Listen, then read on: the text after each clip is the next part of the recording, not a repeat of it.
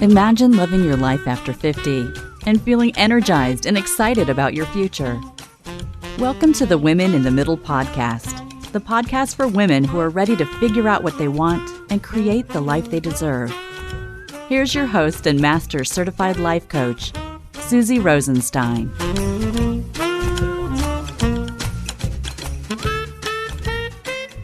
Hey there, welcome back to the podcast, Women in the Middle. I'm your host, Susie Rosenstein, your master certified coach and midlife mentor, and I am so glad to be here with you again for this week's episode where we are talking about the whole midlife crisis thing and why what you may be experiencing today is not the same as what your mom experienced and why. So to begin, I have to tell you that I really have a problem with the terminology midlife crisis. I have been avoiding it for years. To me, I put it in the same kind of category as bucket list. Do you use bucket list? That one drives me crazy too. Both of these concepts conjure up thoughts and visions about running out of time. With a bucket list, you're supposed to think about what you really want to do at the same time as thinking about what you're running out of time to do. And in my mind, just think about what you want to do. Why make it so negative? With midlife crisis, the concept is that where you're at now in terms of age and stage, that is your reality, is a crisis. Now that's bad in my books. When I think about crisis, it's like capital C crisis. Really, really bad, super bad. So I thought I would take a look in the dictionary. So I consulted Merriam-Webster, and this is how she defines it. The turning point for better or worse. A sudden attack of pain or distress. An emotionally significant event or radical change of status in a person's life. An unstoppable or crucial time or state of affairs in which a decisive change is impending, especially one with the distinct possibility of a highly undesirable outcome. Or a situation that has reached a critical phase. So think about it. Scary stuff, right? No wonder it's so common to freak out or for you to feel off like you're in a midlife funk or worse. So what does midlife crisis mean to you? Do you talk about it that way? Like, where does your mind go when you're experiencing something that's uncomfortable? Does it go to midlife crisis? I go to cartoons. I go to red sports cars, like it's very cliche. Red sports cars, Harley Davidsons, 50-something-year-old men with young women. Now, this is from my child's eye. I don't really have any common references to go to when it comes to the idea of a woman going through a midlife crisis this way. It's not the way we've grown up. Like, we didn't really grow up with that concept. It was more about men. Think about it. What does society tell us about a midlife crisis? Well, when it comes to midlife, your age and stage typically are somewhere between 45 and 60. Now, when you look up definitions like I've really been doing to dial this in, you can see all kinds of things from 45 to 55 and even from 35 to 55. So it's not cut and dry, which is why I like to think about it as a combination of age and stage of life, being in the middle. Being in the middle of menopause, empty nest, milestone birthdays, aging parents, growing kids, figuring out adult relationships with your young adult children, all of that kind of stuff, being in the middle. And when you put midlife together with crisis, the way it's typically done in our culture, the way we tend to think about it, for a variety of reasons, is bad, really negative. So, when you look up the actual definition of the two words put together, midlife and crisis, you find this definition. An emotional crisis of identity and self-confidence that can occur early in middle age. Okay, now that makes more sense. But that word crisis again, really bad. But with this definition, it emphasizes emotional and self-confidence. Now we're getting somewhere. Not so much crisis, but rather an emotional transition of some kind that's related to lack of self-confidence. Now, the other thing I noticed, though, that this sort of thing is often kicked off by something jarring, like empty nest or turning 50 or a divorce or something big going on with friends or an illness or death of a loved one. getting laid off or something like that, even menopause. And then what happens is there's this kind of panicky awareness like, uh-oh, I'm on the other side of life. That is the worst side of life, or whatever's worse than the younger side of life. That's where you are now. You were there and now you're not. Now you're here and it's worse. You know what I mean? And then the next thought that usually kicks in is, I'm running out of time. So those cartoony ideas that I see in my mind, and I wonder if you do too, they have something to do with staying young, feeling young, or recapturing youth, that kind of thing. But again, not as many references about women. No memories or cartoons, no sitcom references or episodes in a show that you used to like when you were a kid that pops out, or anything like that. A midlife crisis was really thought about as a predominantly man's problem since the term was coined in 1965.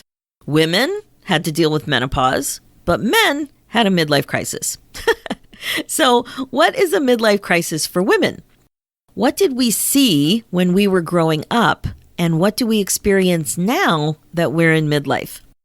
Did you notice anything about your mom or other women in your life, like aunties or neighbors, anybody else that was in your life, teachers, when they were your age now? Do you ever think about that?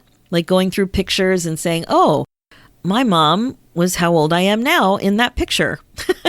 So weird. It was probably in the late 70s or 80s or so, depending on how old you are and how old your mother was when she had you. Now, do you remember what your mom's experience of menopause was like when she was going through it? Do you remember that? Did she ever talk about it? Were you aware of it when you were a kid? What about when her parents got sick or died? Did that happen when you were a kid? When you think about it, was your mom about your age now when that was going on?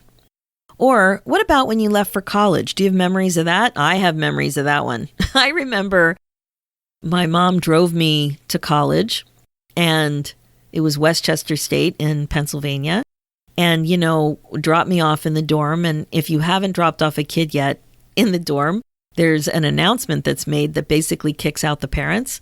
So I would imagine something like that happened then, and it was time for her to go. And I was all full of, I was nervous, but I was so excited to be at university. I was so happy. And my mom started to cry, and I went, like when she hugged me, and I was like, oh my God, what is your problem? This is the happiest day of my life. I actually thought that. That's horrible. And then she told me years later that it was very upsetting, and that when she drove home, she actually had to pull off to the side of the road and have a bit of a cry. Now, at my age now, I totally get it. But when I was that age, I did not really have an appreciation for it. So what about you? When you went to college, do you have any of those memories about how your mom was reacting to or experiencing the transition? What about when your mom went back to work? Did she go back to work, or was she always working? What are your memories then? So actually, work is something I wanted to talk more about. Think about this whole work scene and what it was like for women back then. Women's lib was a big deal. Remember the women's liberation movement? Equal pay for equal work. The whole Equal Pay Act thing happened in the early 70s. Gloria Steinem was a household name. She was in the news all the time, with many people loving or hating her important work for women to have equal legal and social rights. It came up all the time in the news, in magazines, in family conversations. And of course, you remember Helen Reddy's song, I Am Woman, Hear Me Roar. That's what our moms were living through. Very different times. So with this backdrop of awareness now, it's easy to see how different things are for you now than they were for your mom then. Of course, the more things change, the more things stay the same. There were still aging concerns, makeup, special creams and potions to help stay young and, keep your youthful looking skin. There were all kinds of thoughts about changing bodies and menopause and weight gain and wrinkles. All that stuff was still going on. But it was probably less likely that your mom was working in a long-term job for 10 or 20 years or more, like you might be doing right now, and really being conflicted about leaving that job that looks so good on paper, but you feel miserable. It's no longer fulfilling. So things were very different about work life and women back then. Now, there were plenty of women working, but it was a different scene. And of course, access to information about menopause and all of this self-awareness and self-development and pop psychology and all that kind of thing, that was newer. Mindfulness work was way less available to the masses. It wasn't the same. There was no internet. Lots of Encyclopedia Britannicas and a lot of magazines. I got a lot of information from 17 and Glamour. What about you, right? So there was information for sure, but it's a very different environment now, and access to information and self-development is huge. So instead, though, there was an interesting term used for women who couldn't cope with psychological stress: nervous breakdown. Do you remember growing up with that word? That phrase? Lots of references to women experiencing that. And, it's not a medical term, and neither is having to take a stress leave. Even when I entered the workforce in the late 80s, early 90s, people were talking about stress leave. Depression and anxiety became more understood as the years went by and soon replaced that kind of terminology. But it makes you wonder when you think that, that other phrase that you're very familiar with, you've come a long way, baby. So as you know, I'm not a historian. I'm not an expert in the timeline for these kinds of things, but I do have memories of what it was like to grow up in the 70s and 80s, just like you do. And when you think about what a midlife crisis may have looked like for your mom versus your dad, that's another area that's different. The way men and women experienced this midlife crisis, midlife transition, midlife funk back in those days was different. So many different expectations and such a different society and culture. If it's possible, I think it's a great thing to ask your parents about, especially your mom. What does she remember about these transitional times for her? Does she remember what it was like to have a milestone birthday? Was it a bigger deal to turn 40 than 50? What was 50 like? We always say 50 is the new 30.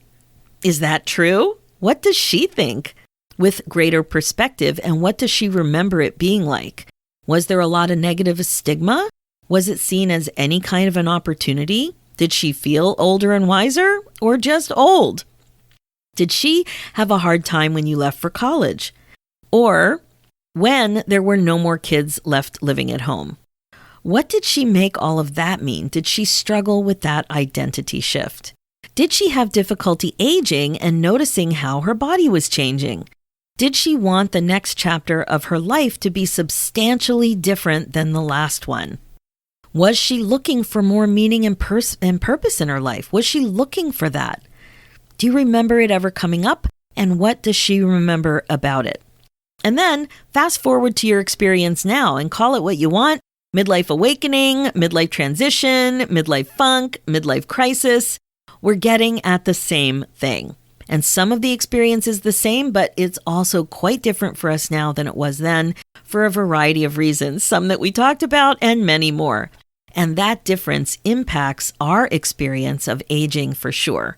But now let's talk about what a typical midlife crisis is for women. And yes, I'm cringing every single time I say crisis because as you know, I don't like it.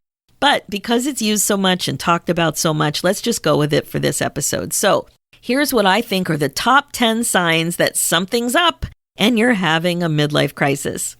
Number 1, you've noticed you're not as content as you used to be. That was a big one for me. The idea that I wasn't as content as I had been for years kind of snuck into my awareness quietly, and I was slow to catch on. For me, it happened at work. I actually remember sitting at my desk when I kind of had that realization. It was like everything was going along fine, and then it wasn't. So it was slow and it was quiet, like a sneak attack, but eventually it became so obvious I couldn't ignore it any longer. Number 2, you're surprised that you're so stuck.